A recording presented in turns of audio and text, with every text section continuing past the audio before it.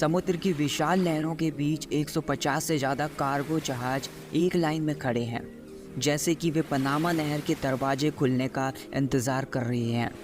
ये सीन ना केवल दुनिया के सबसे बड़े ट्रैफिक जाम का गवाह है, बल्कि इसमें एक विडंबना भी छिपी हुई है। हर एक जहाज का कप्तान, जो अपने जहाज को नहर से गुजारने के लिए पनामा सरकार को $4 लाख देने को तैयार है, फिर भी अथॉरिटी उन्हें नहर से गुजरने की आज्ञा नहीं दे रही है। नहर में कोई मरम्मत नहीं हो रही है, ना ही इसका कोई रास्ता बंद है। ये पनामा नहर, जिसे एक बार इंजीनियरिंग का चमत्कार माना जाता था, अब एक बड़े संकट से गुजर रहा है, जो इंसान और प्रकृति के बीच के संघर्ष को दिखाता है। लेकिन ये संघर्ष कैसे पैदा हुआ? दुनिया भर में समुद्री जहाज़ों के लिए दो मेन शॉर्टकट्स हैं, जो ईस्ट एशियन कंट्रीज़ को यूरोप से जोड़ता है, और दूसरा है पनामा नहर, जो मिडिल अमेरिका के माध्यम से एक इम्पॉर्टेंट रास्ता प्रदान करता है।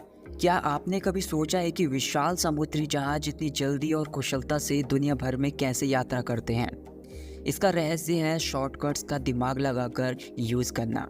जैसे पनामा नहर के माध्यम से जहाज नॉर्थ अटलांटिक ओशियन से गुजरने और साउथ अमेरिका की एक लंबा चक्कर काटने की बजाय सीधे कैरेबियन सागर से प्रशांत महासागर में एंट्री कर लेते हैं। इससे उनकी यात्रा की दूरी और टाइम दोनों में भारी कमी आती है। और सुएज नहर, ये भी कुछ कम नहीं है। ये नहर ईस्ट एशियन कंट्रीज से यूरोप तक के जहाज़ों को अफ्रीका के चारों ओर की लंबी और थका देने वाली यात्रा से बचा देती है और उन्हें सीधे भूमध्य सागर में एंट्री करने का रास्ता प्रदान करती है। ये शॉर्टकट्स केवल टाइम और फ्यूल की बचत ही नहीं करते, बल्कि जहाज़ों को ज़्यादा बार यात्रा करने और ज़्यादा माल ट्रांसपोर्टेशन करने की फैसिलिटीज़ प्रदान भी करते हैं। इन शॉर्टकट्स की हिस्ट्री क्या है? पनामा नहर और सुएज नहर दोनों ही दुनिया भर के मेन जल मार्ग हैं, जो लंबी दूरी के समुद्री रास्तों को छोटा कर देते हैं। पनामा नहर की हिस्ट्री 1534 में शुरू होती है, जब स्पेन के राजा चार्ल्स पंचम ने इसके कंस्ट्रक्शन का प्लान किया था। लेकिन इसका कंस्ट्रक्शन 1904 से 1914 के बीच में हुआ और ये 15 अगस्त 1914 को खुली। ये नहर प्रशांत महासागर और अटलांटिक महासागर को जोड़ती है और इससे जहाज़ों को साउथ अमेरिका के चारों ओर लंबा चक्कर लगाने की बजाय सीधे गुजरने की फैसिलिटी मिलती है। सुएज नहर का कंस्ट्रक्शन 1859 से 1869 के बीच में हुआ और ये 17 नवंबर 1869 को खुली। ये नहर भूमध्य सागर और लाल सागर को जोड़ती है, जिससे यूरोप और एशिया के बीच की दूरी में काफ़ी कमी आ गई। इस नहर के खुलने से पहले जहाज़ों को अफ्रीका की चारों ओर लंबा सफ़र करना पड़ता था। दोनों नहरों ने इंटरनेशनल ट्रेड और ट्रांसपोर्टेशन को बहुत ज़्यादा सुविधाजनक बना दिया है और इन्हें इंजीनियरिंग के चमत्कारों के रूप में देखा जाता है। पनामा नहर और सुएज नहर दोनों ही इंटरनेशनल व्यापार के लिए बहुत ज़्यादा इम्पोर्टेंट जलमार्ग हैं। इनके अस्तित्व को लेकर बहुत ज़्यादा चुनौतियाँ और चर्चाएं हैं। पनामा नहर के बारे में अभी प्रेजेंट में इसकी मरम्मत और अपग्रेडेशन का काम चल रहा है, जिससे इसकी उम्र 100 साल और ज़्यादा बढ़ जाएगी। इसके अलावा क्लाइमेट चेंज की वजह से जल स्तर में आई कमी से इसके रास्ते पर खतरा मंडरा रहा है। सुएज नहर की बात करें तो इसमें फंसे जहाज़ों को निकालने की घटना ने इसके फ्यूचर की चर्चा को और भी बढ़ा दिया है। इस घटना ने ग्लोबल शिपिंग पर असर डाला है और इसके बाद से नहर के अपग्रेडेशन और मैनेजमेंट को लेकर विचार विमर्श हो रहा है। इन नहरों का अस्तित्व समाप्त होने की पॉसिबिलिटीज़ कम है, क्योंकि इनका ग्लोबल व्यापार में बहुत ज़्यादा इम्पोर्टेंस है और इनके अपग्रेडेशन और प्रोटेक्शन के लिए लगातार कोशिश की जा रही है। कभी सोचा है कि अगर पनामा और सुएज नहर ना होते तो क्या होता? ये दोनों नहरें तो जैसे दुनिया भर के व्यापार की धमनियाँ हैं, लेकिन हाँ, इसके आसपास के चैलेंजेस और बातें भी कम नहीं हैं।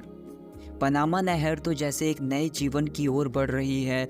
मरम्मत और अपग्रेडेशन के साथ इसकी उम्र और बढ़ने वाली है, लेकिन क्लाइमेट चेंज की मार भी कम नहीं है।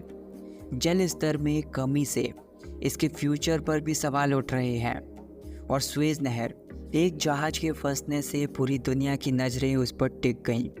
इस घटना ने नहर के अपग्रेडेशन और मैनेजमेंट पर एक नए सिरे से विचार करने को मजबूर किया है। इन नहरों के अस्तित्व का अंत शायद नहीं, इनकी ग्लोबल व्यापार में भूमिका बहुत ज़्यादा बड़ी है और इनके अपग्रेडेशन और प्रोटेक्शन के लिए जारी प्रयास इस बात का प्रमाण है। फिर भी चैलेंजेस तो हैं और इनके फ्यूचर को लेकर सतर्कता भी ज़रूरी है। हर दिन पनामा नहर में कितने जहाज़ प्रवेश करते हैं? पनामा नहर में हर दिन लगभग 42 जहाज़ प्रवेश करते हैं। ये आंकड़ा समय के साथ बदल सकता है। पनामा नहर में समुद्री प्रवासियों के लिए सुरक्षा समस्याओं के बारे में स्पेशल जानकारी तो अवेलेबल नहीं है, लेकिन आमतौर पर इस तरह की समस्याएं असुरक्षित यात्रा की स्थितियों, अनियमित प्रवासन मार्गों और तस्करों के जोखिमों से जुड़ी हुई होती हैं। समुद्री प्रवासियों को अक्सर असुरक्षित और अनियमित मार्गों का यूज़ करना पड़ता है, जिससे उनके जीवन को खतरा हो सकता है। इसके अलावा पनामा नहर के आसपास के क्षेत्रों में भी प्रवासियों के लिए चैलेंजेस हो सकते हैं, जैसे कि इलीगल माइग्रेशन, ह्यूमन तस्करी और दूसरे सुरक्षा जोखिम। समाधान और रोकथाम के लिए अंतर्राष्ट्रीय सहयोग और सुरक्षित प्रवासन रास्तों की इस्टेब्लिशमेंट बहुत ज़्यादा ज़रूरी है। सुएज़ नहर के कंस्ट्रक्शन की हिस्ट्री 1859 से 1869 के बीच की है, जब इसे बनाने का काम शुरू हुआ था।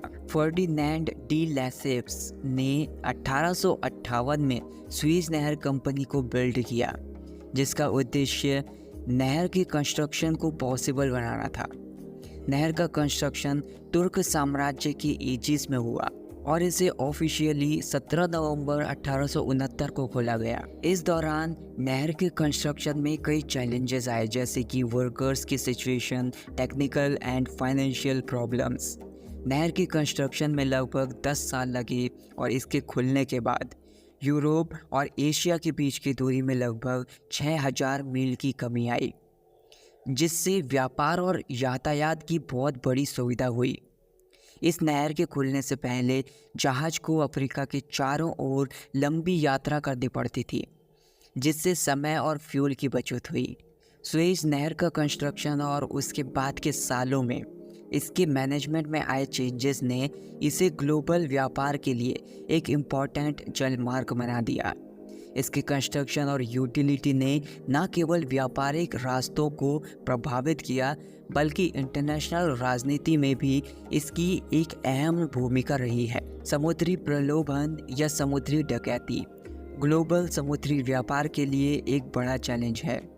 शॉर्टकट्स जैसे कि पनामा नहर और सुएज़ नहर इस चैलेंज को और भी प्रभावित करते हैं। ये नहरें जहाज़ों को लंबे और ज़्यादा जोखिम भरे रास्तों से बचने की अनुमति देती है, जहां समुद्री डकैती का खतरा ज़्यादा हो सकता है। उदाहरण के लिए सोमालिया के तट के पास के पानी में समुद्री डकैती की घटनाएं ज़्यादा होती हैं और इस क्षेत्र से बचने के लिए जहाज़ सुएज़ नहर का यूज़ कर सकते हैं। इसी तरह पनामा नहर जहाज़ों को साउथ अमेरिका के चारों ओर के लंबे और संभावित रूप से खतरनाक रास्तों से बचने में मदद करती है। इसके अलावा शॉर्टकट्स का यूज़ करने से ये जहाज़ों को ज़्यादा तेज़ी से और ज़्यादा बार यात्राएं करने की अनुमति मिलती है, जिससे वे समुद्री डकैती के जोखिम को कम कर सकते हैं। फिर भी ये नहरें खुद भी समुद्री डकैतों के लिए अट्रैक्टिव टारगेट्स हो सकती हैं। इसीलिए इन क्षेत्रों में सुरक्षा उपायों को मजबूत करना और इंटरनेशनल सहयोग को बढ़ाना इम्पोर्टेंट है। So that's it guys for this video guys. अगर आपको ये वीडियो पसंद आई हो तो वीडियो को लाइक कर देना, चैनल को सब्सक्राइब कर देना। Thank you so much for watching this video.